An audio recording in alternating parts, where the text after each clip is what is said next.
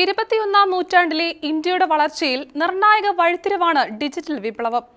ആശയവിനിമയം മുതൽ ഭരണസേവനങ്ങൾ, വിദ്യാഭ്യാസം മുതൽ ആരോഗ്യം, ബാങ്കിംഗ് മുതൽ വ്യാപാരം വരെ എല്ലാ മേഖലയിലും ഡിജിറ്റലൈസേഷൻ ഇന്ത്യയുടെ മുഖച്ഛായ മാറ്റി. 2015 ആരംഭിച്ച ഡിജിറ്റൽ ഇന്ത്യ പദ്ധതിയിലൂടെ സർക്കാർ സേവനങ്ങൾ ഓൺലൈനായി ഗ്രാമങ്ങളിലേക്കും ഡിജിറ്റൽ സൗകര്യങ്ങൾ എത്തിച്ചു. Broadband connectivity, mobile internet, digital സാക്ഷരത ഇവയെല്ലാം ഒരുമിച്ച് ഇന്ത്യയെ ഒരു നെറ്റ്വർക്ക് സമൂഹമാക്കി മാറ്റി. UPI ഇന്ത്യയുടെ ഡിജിറ്റൽ വിപ്ലവത്തിന്റെ മുഖമുദ്രയാണ്. സെക്കൻഡുകൾക്കുള്ളിൽ സുരക്ഷിതമായ പണക്കൈമാറ്റം സാധ്യമാവുകയും ഇതിലൂടെ ക്യാഷ്ലെസ് സംവിധാനം വളരുകയും ചെയ്തു. ഡിജിറ്റൽ യുഗത്തിലേക്ക് ഇന്ത്യ വേഗത്തിൽ മുന്നേറുന്ന സാഹചര്യത്തിൽ ക്യാഷ് ഇടപാടുകളുടെ ഉപയോഗം കുറഞ്ഞിരിക്കുകയാണ്. UPI card payment, mobile banking തുടങ്ങിയ ഡിജിറ്റൽ മാർഗങ്ങൾ വ്യാപകമായതോടെ പണ ഇടപാടുകൾ വളരെ ലളിതമായെങ്കിലും അതിനൊപ്പം തന്നെ മറ്റൊരു വലിയ പ്രശ്നം രൂക്ഷമായി തുടരുകയാണ്. അതാണ് ചില്ലറ പണത്തിന്റെ ക്ഷാമം. ഈ പ്രശ്നത്തിന് പരിഹാരം കണ്ടെത്തുന്നതിനായി കേന്ദ്ര സർക്കാർ ആവിഷ്കരിച്ച പുതിയ ആശയം എന്താണെന്നും അത് എങ്ങനെ പ്രവർത്തിക്കുമെന്നും നോക്കാം.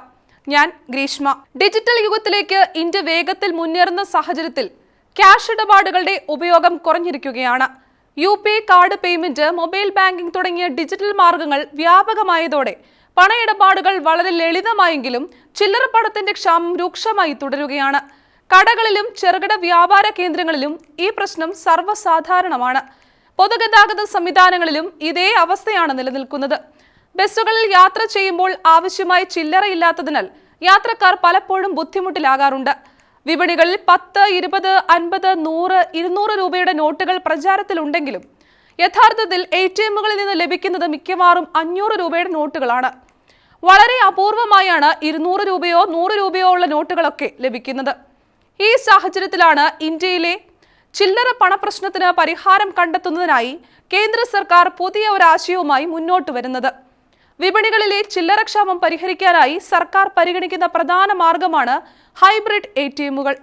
10, 20, 50 രൂപയുടെ നാണയങ്ങളും ചെറുമൂല്യമുള്ള നോട്ടുകളും വിതരണം ചെയ്യാൻ കഴിയുന്ന ഇത്തരം ATMകളാണ് പദ്ധതിയുടെ അടിസ്ഥാനം. ചെറുകിട വ്യാപാരികൾക്കും ക്യാഷ് ഇടപാടുകൾ അനിവാര്യമായ സാധാരണ ജനങ്ങൾക്കും ഈ സംവിധാനം വലിയ ആശ്വാസമാകുമെന്നതിൽ സംശയമില്ല. ചില്ലറ പണത്തിന്റെ ക്ഷാമം രൂക്ഷമായ സാഹചര്യത്തിൽ ഹൈബ്രിഡ് ATM എന്ന ആശയം സർക്കാർ തലത്തിൽ സജീവമായി ചർച്ച ചെയ്യപ്പെടുന്നുണ്ടെന്ന് വിവിധ റിപ്പോർട്ടുകൾ സൂചിപ്പിക്കുന്നു.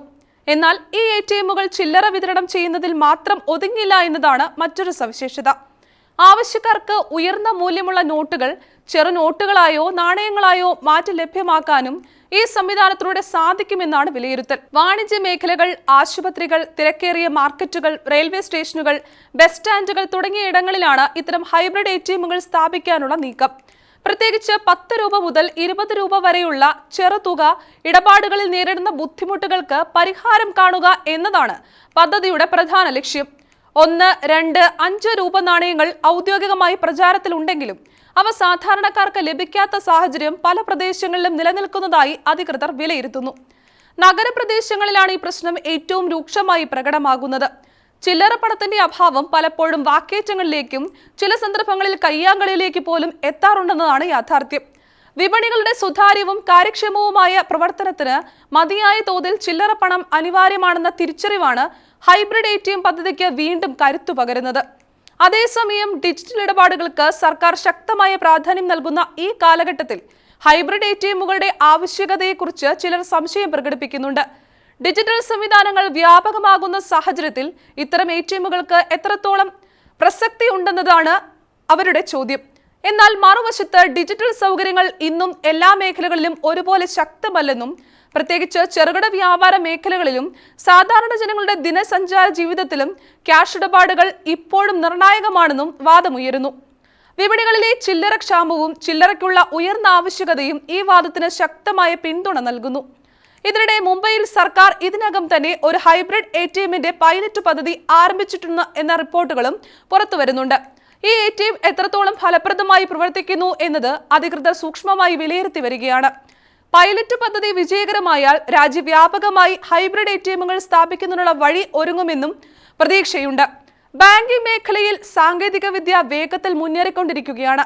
പരമ്പരാഗത ATMകളേക്കാൾ കൂടുതൽ സൗകര്യങ്ങളും സുരക്ഷയും നൽകുന്ന ഒരു പുതിയ സംവിധാനമാണ് ഹൈബ്രിഡ് ATM. ഉപഭോക്താക്കൾക്ക് ബാങ്ക് ശാഖയിൽ പോകാതെ തന്നെ നിരവധി സേവനങ്ങൾ ലഭ്യമാക്കുക എന്നതാണ് ഇതിന്റെ പ്രധാന ലക്ഷ്യം. പരമ്പരാഗത ATMന്റെയും ബാങ്ക് ശാഖയിലെ കൗണ്ടർ സേവനങ്ങളുടെയും സംയോജിത രൂപമാണ് ഹൈബ്രിഡ് ATM. പണം പിൻവലിക്കൽ, ബാലൻസ് പരിശോധിക്കൽ തുടങ്ങിയ സാധാരണ ATM സേവനങ്ങൾക്ക് പുറമെ അക്കൗണ്ട് തുറക്കൽ, പണം നിക്ഷേപിക്കൽ, ചെക്ക് ഡെപ്പോസിറ്റ്, കാർഡ് സംബന്ധമായ സേവനങ്ങൾ എന്നിവയും ഇതിലൂടെ ചെയ്യാൻ സാധിക്കും. ചില ഹൈബ്രിഡ് ATMകളിൽ വീഡിയോ കോൾ മുഖേന ബാങ്ക് ഉദ്യോഗസ്ഥരുമായി നേരിട്ട് സംസാരിക്കാനുള്ള സൗകര്യവും ഉണ്ടായിരിക്കും. ഡിജിറ്റൽ ബാങ്കിംഗ് കാലഘട്ടത്തിൽ ഉപഭോക്തൃ സൗകര്യം വർദ്ധിപ്പിക്കുന്ന ഒരു മികച്ച കണ്ടുപിടുത്തമാണ് ഹൈബ്രിഡ് ATM. ഭാവിയിൽ കൂടുതൽ ബാങ്കുകൾ ഈ സംവിധാനം സ്വീകരിക്കുമെന്നതിൽ സംശയമില്ല. ബാങ്കിംഗ് സേവനങ്ങൾ എല്ലാവർക്കും എളുപ്പത്തിൽ ലഭ്യമാക്കാൻ ഹൈബ്രിഡ് ATMകൾ വലിയ പങ്ക് വഹിക്കുന്നു. ഇന്ത്യയുടെ ഡിജിറ്റൽ വിപ്ലവം ഒരു സാങ്കേതിക മാറ്റം മാത്രമല്ല, സാമൂഹികവും സാമ്പത്തികവുമായ പരിഷ്കാരമാണ്. ശരിയായ നയങ്ങളും ഉൾക്കൊള്ളലുകളും ഉണ്ടെങ്കിൽ ഇന്ത്യയെ ആഗോള ഡിജിറ്റൽ ശക്തിയാക്കാൻ സാധിക്കും.